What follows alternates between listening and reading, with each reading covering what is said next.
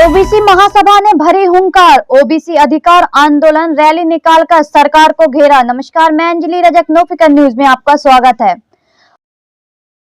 OBC महासभा पिछड़ा वर्ग के संवैधानिक अधिकारों एवं हक की लड़ाई के लिए लगातार संघर्षरत है। साथ ही पिछड़ा वर्ग को जागरूक करने के लिए जगह जगह ओबीसी अधिकार आंदोलन रैलियां एवं कार्यक्रम आयोजित किए जा रहे हैं। कटनी के विजय राघवगढ़ विधानसभा में ओबीसी महासभा एवं SC/ST संयुक्त मोर्चा के नेतृत्व में जातिगत आधारित जनगणना के मुद्दे को लेकर बड़ी संख्या में पैदल मार्च करके पदयात्रा निकाली गई, जिससे ओबीसी वर्ग को संवैधानिक अधिकारों एवं हक के लिए जागरूक किया जा सके और देश भर में जातिगत जनगणना कराकर संख्या के आधार पर आरक्षण मिल सके।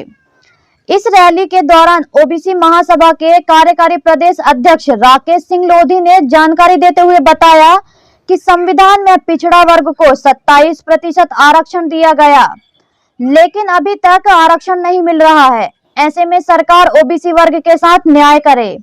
इसके साथ ही लोकसभा, राज्यसभा, विधानसभा के साथ साथ पंचायत राज व्यवस्था के चुनाव में भी ओबीसी वर्ग को जातिगत जनगणना के हिसाब से आरक्षण मिले। अगर सरकार द्वारा समय रहते ऐसा नहीं किया गया तो ओबीसी वर्ग को मजबूरन आंदोलन की राह अपनानी पड़ेगी।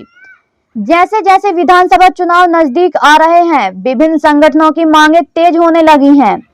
ओबीसी महासभा की मांगों में ओबीसी वर्ग को 27% आरक्षण दिए जाना और जातिगत जनगणना प्रमुख रूप से शामिल है।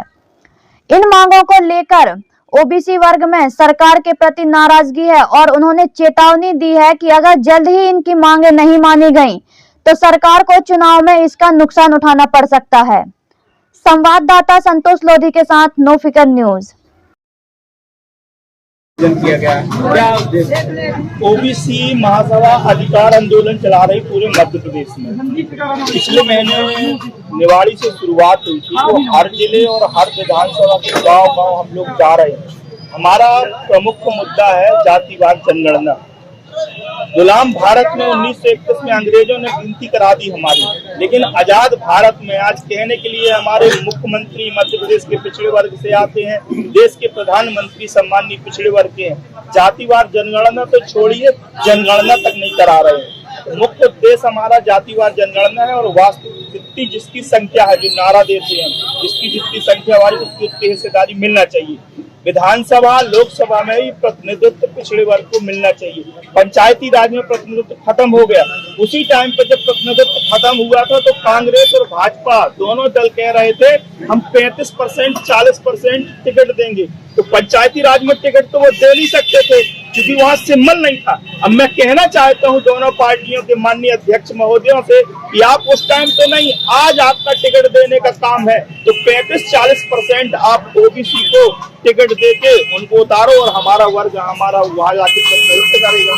जन जागृति के लिए हम लोग यात्रा निकाल रहे हैं। आगे क्या तैयारी?